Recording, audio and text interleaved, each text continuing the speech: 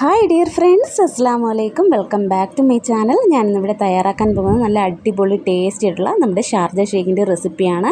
അപ്പോൾ വീട്ടിലുള്ള കുറഞ്ഞ ഇൻഗ്രീഡിയൻസ് കൊണ്ട് തന്നെ വളരെ ടേസ്റ്റി ആയിട്ടുള്ള ഷാർജ ഷേക്ക് എങ്ങനെയാണ് തയ്യാറാക്കിയെടുക്കുന്നത് നോക്കാം. വീഡിയോയിലോട്ട് പോകുന്നതിന് മുന്നേ എൻ്റെ ചാനൽ ആദ്യമായിട്ട് കാണുന്നവരുണ്ടെങ്കിൽ പ്ലീസ് ഒന്ന് സബ്സ്ക്രൈബ് ചെയ്തേക്കണേ. തൊട്ടടുത്തുള്ള കുഞ്ഞ് ബെല്ലൈക്കണിൽ ഓൾ എന്നുള്ള ഓപ്ഷൻ കൂടി ക്ലിക്ക് ചെയ്താലേ ഞാനിടുന്ന വീഡിയോസിൻ്റെ നോട്ടിഫിക്കേഷൻ നിങ്ങൾക്ക് പെട്ടെന്ന് തന്നെ കിട്ടുകയുള്ളൂ. അപ്പോൾ ഇത് തയ്യാറാക്കാൻ വേണ്ടിയിട്ട് 3 ചെറുപഴം എടുത്തിട്ടുണ്ട്. പുളിയില്ലാത്ത പഴം തന്നെ എടുക്കാൻ വേണ്ടിയിട്ട് നോക്കണം. പിന്നെ വേണ്ടത് ഒരു 1/4 കപ്പ് കപ്പലണ്ടിയാണ്. ഇതിന് പകരം നിങ്ങൾക്ക് കാഷ്യൂനട്ടും ചേർത്ത് കൊടുക്കാവുന്നതാണ്. ഇനി അടുത്തതായിട്ട് ഇതിലേക്ക് വേണ്ടത് പഞ്ചസാരയാണ്. അപ്പോൾ മധുരം എത്രയാണോ ആവശ്യം അതിനനുസരിച്ച് പഞ്ചസാര ചേർത്ത് കൊടുക്കുക. ഞാനൊരു 4 ടേബിൾ സ്പൂൺ പഞ്ചസാര ഇതിലേക്ക് ചേർത്ത് കൊടുക്കുന്നത്. പിന്നെ വേണ്ടത് ഒരു ഹോർലീക്സിൻ്റെ ഒരു 5ൻ്റെ പാക്കറ്റ് ഹോർലീക്സാണ് ഞാൻ ഇതിലേക്ക് പൊട്ടിച്ച് ചേർത്ത് കൊടുക്കുന്നത്. ബൂസ്റ്റ് വേണമെങ്കിൽ അതും ചേർത്ത് കൊടുക്കാം. പിന്നെ വേണ്ടത് ഏലക്കയുടെ പൊടിയാണ്.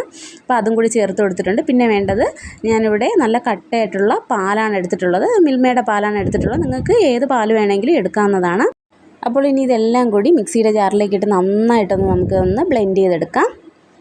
അപ്പോൾ അതാ കണ്ടില്ലേ, നന്നായിട്ടൊന്ന് ബ്ലെൻഡ് ചെയ്തെടുത്തിട്ടുണ്ട്. അപ്പോൾ നമ്മുടെ ഷാർജ ഷേക്ക് ഇവിടെ തയ്യാറായിട്ടുണ്ട്. നല്ല അടിപൊളി ടേസ്റ്റാണ്. എല്ലാവരും ഇതേപോലെ ഒന്ന് തയ്യാറാക്കി നോക്കണം. വളരെ കുറഞ്ഞ ഇൻഗ്രീഡിയൻസ് കൊണ്ട് തയ്യാറാക്കി എടുത്തിട്ടുള്ള ഒന്നാണ്. അപ്പോൾ എല്ലാവരും ട്രൈ ചെയ്ത് നോക്കണം. എൻ്റെ വീഡിയോസൊക്കെ ഇഷ്ടപ്പെടുവാണെങ്കിൽ ലൈക്ക് ചെയ്യാനും ഷെയർ ചെയ്യാനും കമൻറ്റ് ചെയ്യാനും മറക്കരുതേ. താങ്ക്